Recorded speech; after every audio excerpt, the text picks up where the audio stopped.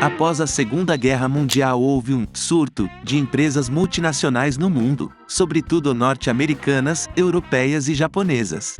Tais empresas contribuíram também para o processo de globalização, interligando países e continentes, resultado de grandes inovações no campo tecnológico, as quais resultaram em significativas evoluções.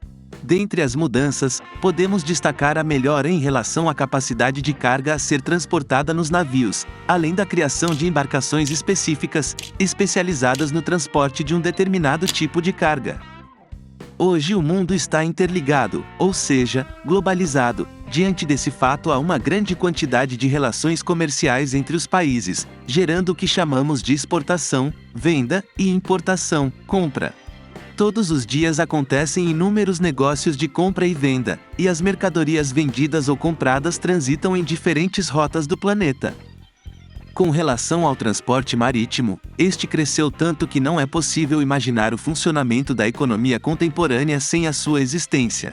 Para tanto, existe uma frota de quase 100 mil embarcações, que transportam diferentes tipos de cargas, desde grãos a veículos.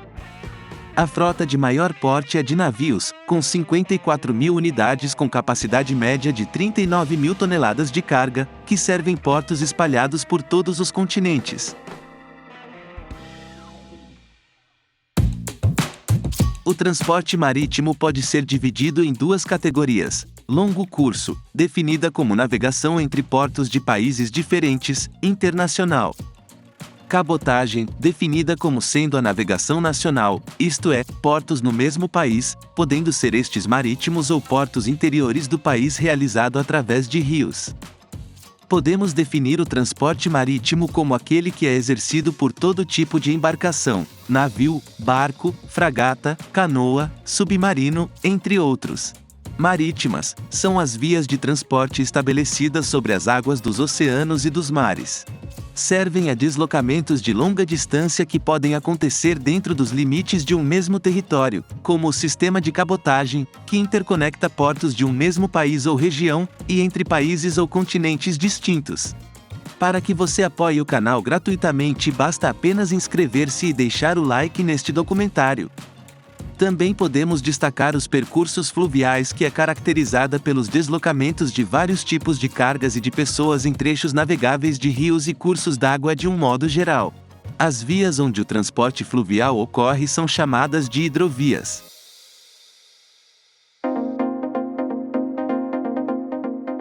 Embora seja um transporte lento, o transporte marítimo é muito utilizado para transportar cargas, uma vez que suporta grande quantidade e variedades de produtos.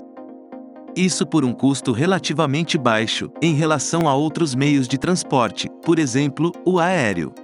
Ter elevada capacidade de carga por viagem, o que o torna o principal meio de transporte cargueiro do mundo. Ser seguro, visto que um navio tem menos chances de sofrer ataques por piratas, por exemplo, do que um meio de transporte terrestre, que está mais suscetível a roubos. Devido ao longo percurso e diversos fatores inerentes à operação, inclusive naturais, nesta etapa do transporte há riscos de avarias simples, avarias grossas, cargas lançadas ao mar, incêndio e explosão. Os sinistros registrados no transporte marítimo são os mais vultosos, com prejuízos significativos. Os riscos são agravados pelas operações de transbordos e desvios voluntários e involuntários de rota, seja por decisão do armador ou indisponibilidade do porto de destino.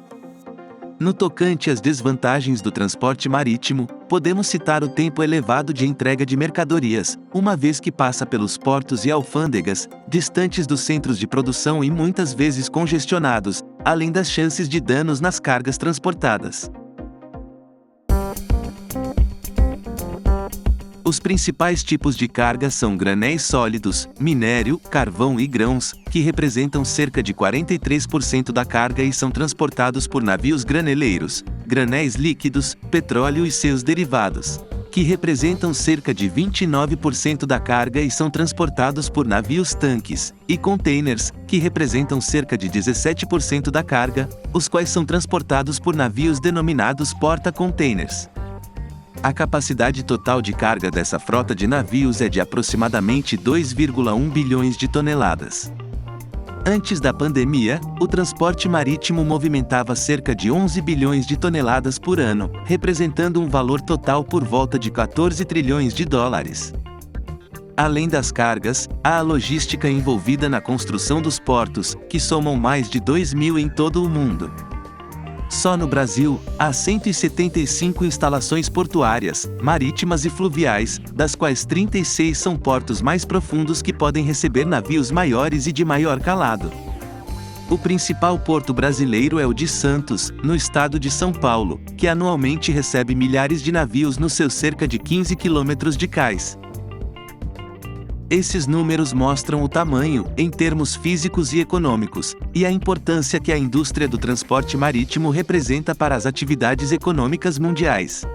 Em tempo real, o site Marine Traffic mostra em detalhes a movimentação de navios ao redor do mundo. Neste momento, são milhares promovendo trânsito nas águas salgadas. O incremento no comércio internacional ocorreu em razão de dois fatores: a dispersão das empresas multinacionais e evoluções nos meios de transportes, rodoviário, ferroviário, hidroviário, aeroviário e principalmente marítimo.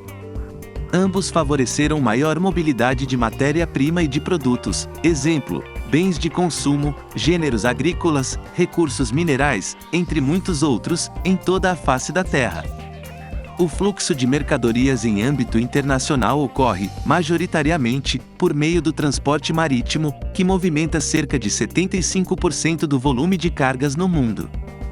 Esse meio de transporte tem seu uso difundido no processo de exportação e importação, pelo fato de o mesmo possuir uma elevada capacidade de carga que nenhum outro tem, além do baixo custo por tonelada transportada.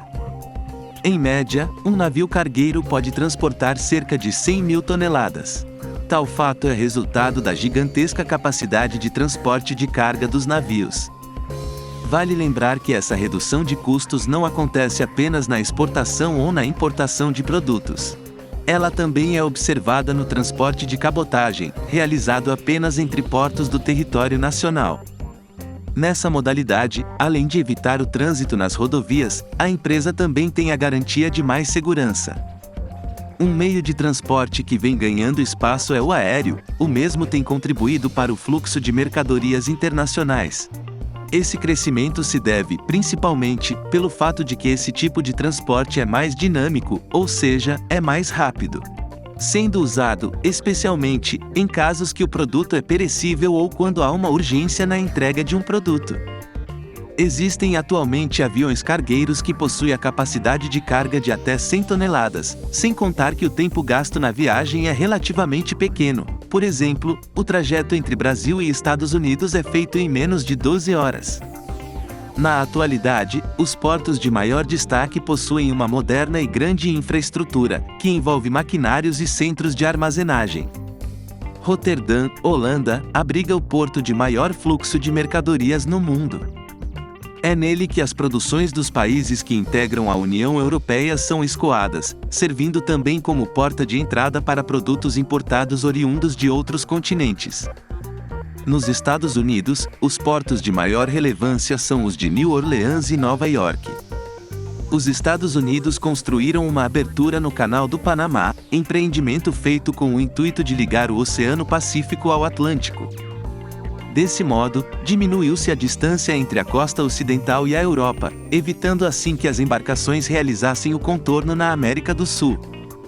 Tal canal permaneceu no domínio norte-americano até 1997, quando passou a ser administrado pelo Panamá. O atalho era cobiçado desde o século XVI, quando navegadores descreveram o potencial de abrir uma passagem no istmo, denominação de uma estreita porção de terra entre águas. Quem iniciou a construção do canal foi a França, em 1881.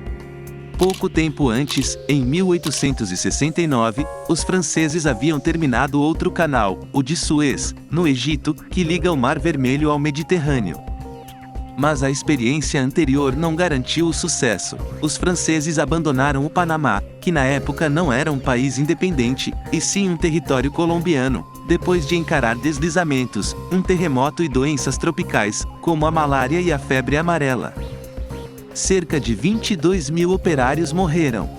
Em 1903, os Estados Unidos assumiram a obra e controlaram o canal até 1999, quando a administração foi transferida para o Panamá, que hoje lucra até 1,7 bilhão de dólares por ano com ele, o equivalente a quase 3% do PIB do país. Para alcançar seus interesses, os norte-americanos incentivaram a independência do Panamá em relação à Colômbia. Como retribuição pela ajuda, o governo panamenho concedeu o direito de construção e controle do canal de 1914 até 1999 aos Estados Unidos. Com o fim do controle norte-americano na zona do canal, no dia 31 de dezembro de 1999, todos os direitos de administração do empreendimento passaram a ser integralmente do Panamá.